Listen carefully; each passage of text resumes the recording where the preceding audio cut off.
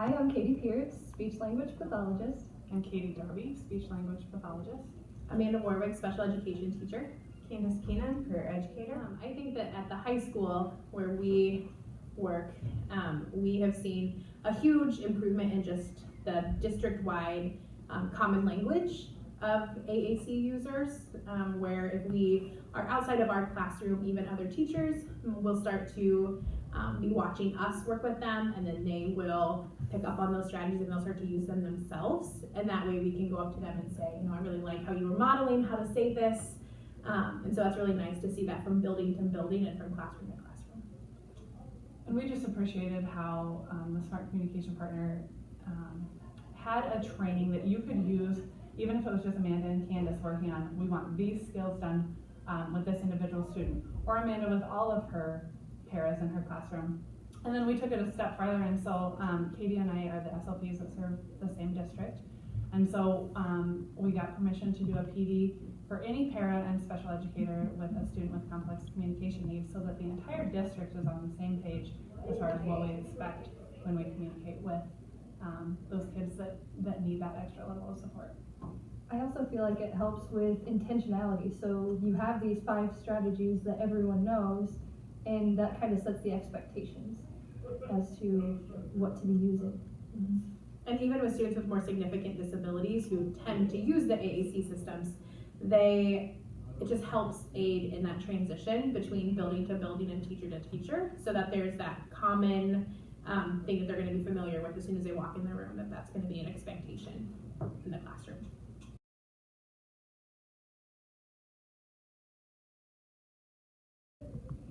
I would say the one that worked out the best for me would be the wait time.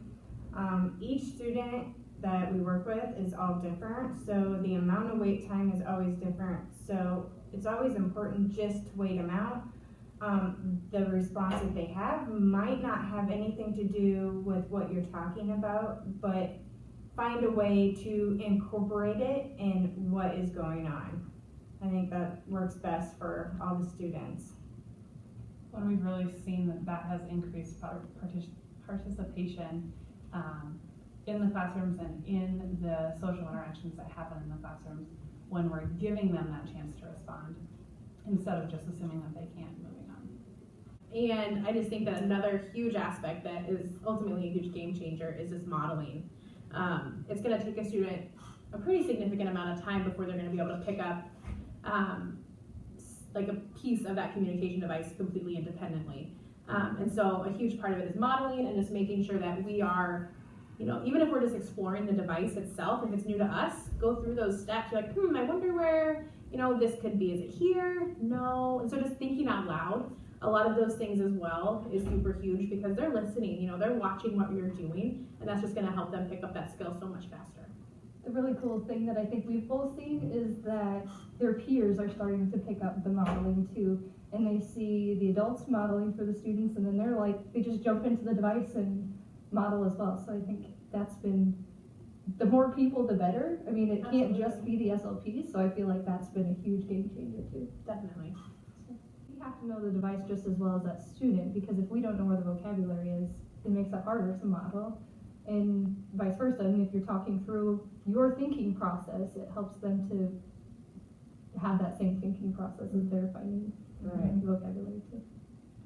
Well, I think when we look back to who the student was before we really started to adapt some of these ideas into the classroom, it was communication for routines, basically all it is. And now that we're showing him how to find the emotions and the requesting, and we are seeing much more spontaneous language from him that was not seen before, and that is really, really powerful. And now, Right, and he's also responding to other people that is not working with him, like the other students, when they ask him questions, he's responding to them with an answer, so that's pretty neat.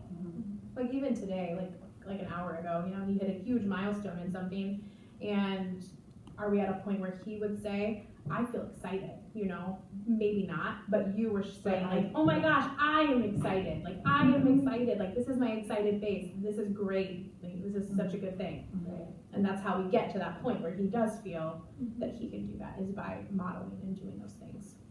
You're doing a good job. And it's just, as SLPs that are here not as often as we would love to be, watching how these guys have implemented these strategies and are doing them all the time, even when we're not there, and we're seeing the progress that that is having on those kids.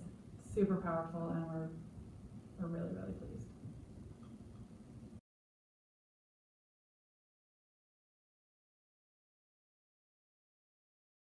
A lot of these things we're doing, just not maybe intentionally, or maybe not as much as we should. So like maybe we're modeling during certain activities, but not throughout the whole day.